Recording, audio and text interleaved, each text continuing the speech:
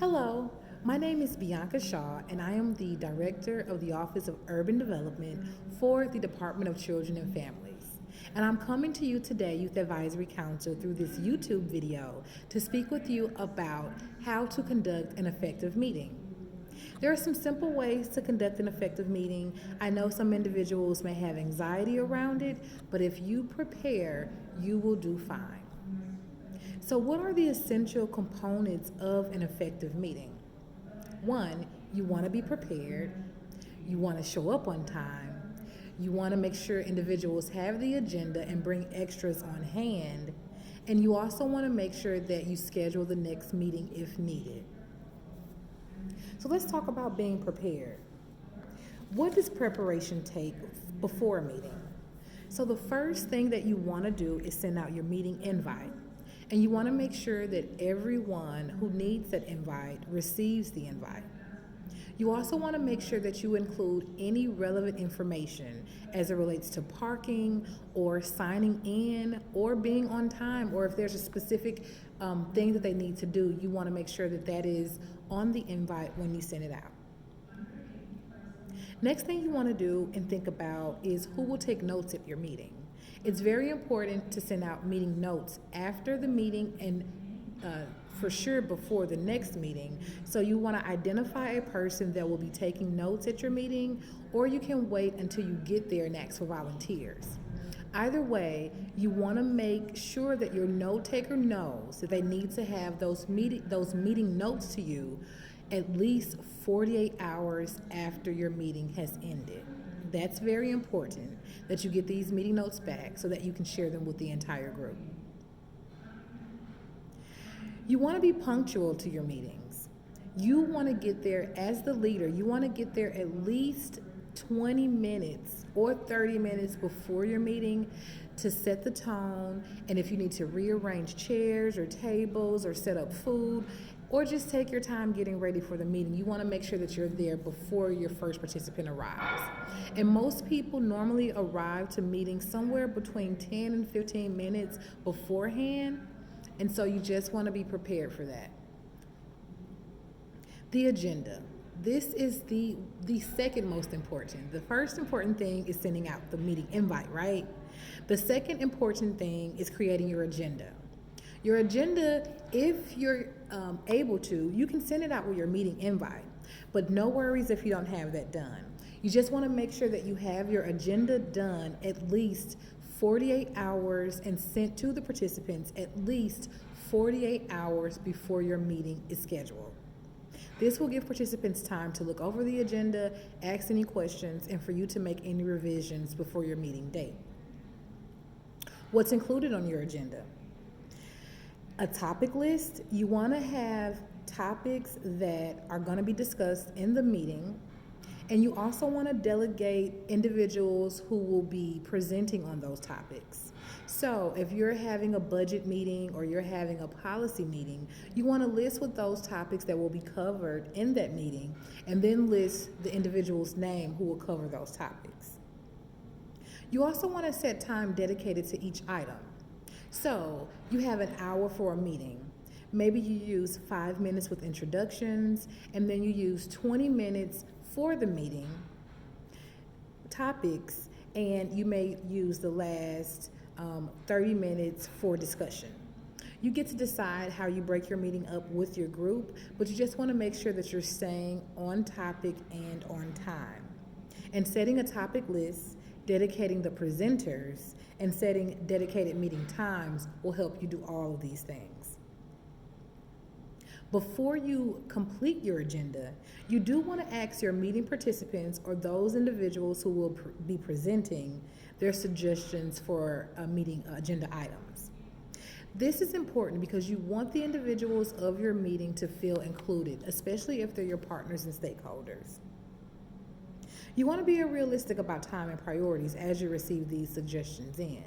You, as the meeting leader, you know how much time you have, and you also know what things need to be taken care of in the meeting. You want to send this meeting this meeting agenda out again at least 48 hours before your meeting. And again, if you're able to do it at the time that the invite is sent out, that is great too. Now, the next thing on our agenda that we want to talk about is showing up to the meeting on time, of course, and then what you do at the meeting. So you've done everything that you needed to do. You have sent out your invites. You have asked for suggestions of the meeting agenda. You have selected the meeting topics. You have included who will be presenting on those topics, and you've also said either included on the agenda or on your master copy how much time you're going to allot for each agenda item. Now you're ready to go to your meeting, right? Because you sent out your agenda at least 48 hours in advance or with the meeting invite, and so you're all done. So you arrive to your meeting at least 15 minutes in advance, at least. I suggest 30 minutes in advance you arrive to the meeting to make sure that you set the environment and also change any chairs or tables or anything that needs to happen. In your meeting, you want to make sure that you bring extra copies of the agenda. Most people will either print their own, and they may have them on their, cell phones, iPads, or their computers, but just bring a few copies for those individuals that may need to have you to have them on hand. You want to start your meeting with introductions. I know that you all may already know each other, but I like to always throw in something fun. So you can do an icebreaker. I start most of my meetings with icebreakers, but I'm just comfortable doing that. But what you could do with introductions is say, let's say your name, what part of the state you're from, and one thing you ate for breakfast today, or what's playing in your play date, or what did you do for Christmas break, or any fun thing that will help to ease the tension, or I won't say the tension, that will help to ease the room. When you have people that are coming together that do not know each other very well, or they're just meeting periodically throughout the year, you just want to invite those chances for individuals to get to know each other in short times, but diving a little bit deeper into who they are. So asking questions about their likes and their values, just so people can get to know one another. Now, this is a suggestion. I do highly recommend that you always go around a room and allow people to introduce themselves. I would suggest always establishing meeting norms or meeting goals and rules. You want to do this in community settings when you're working with people and you're working towards a common goal or cause. And you want to set meeting norms or agreements, I want to say meeting agreements, so that individuals feel like they're a part of the process. And whenever you get off track, you're able to go back to those meeting community agreements or meeting agreements. So some of the things as the meeting leader or facilitator that you want to keep in mind of agreements that you may want to throw out there is sharing airtime.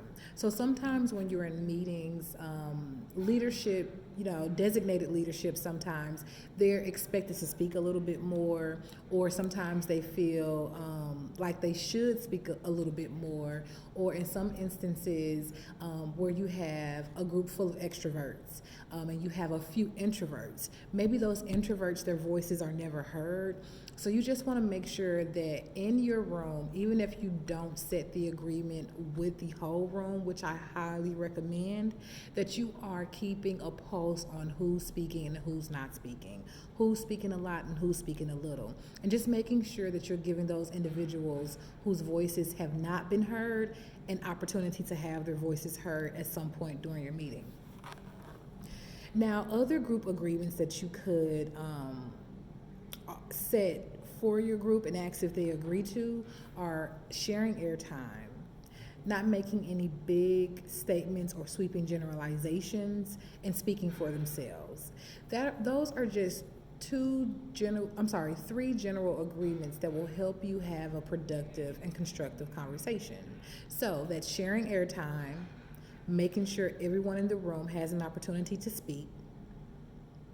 That's The second thing I said was not making any big statements or sweeping generalizations.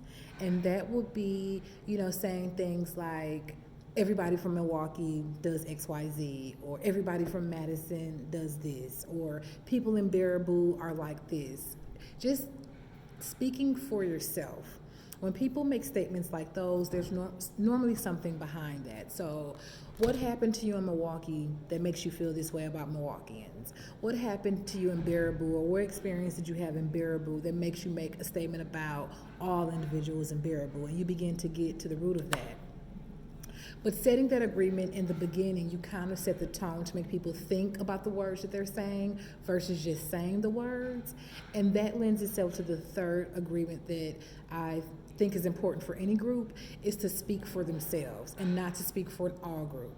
I identify as an African American female, but there is no way that I can speak for every African American female in my family, in my city, my state, this country, or even the world. So I can just speak to you about my African American female experience as Bianca Shaw.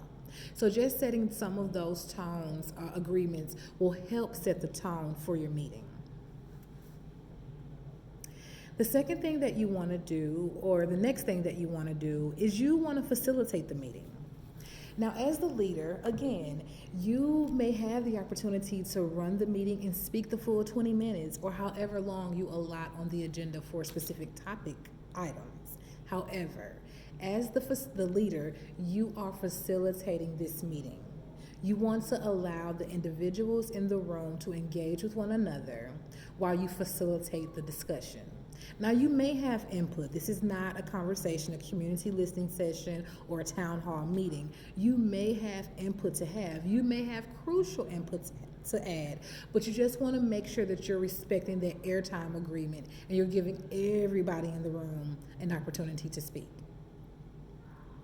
You want to keep track of time. Now remember, you already delegated and dedicated set amounts of time to certain topic items. So if you're talking about your topic item 1, which is the budget for 2020-2021, and you set aside 15 minutes, at about the 10 to 12 minute mark, you want to start gauging the pulse of the room and making sure you're bringing that conversation to a close, so that about 15 minutes you can cut that off.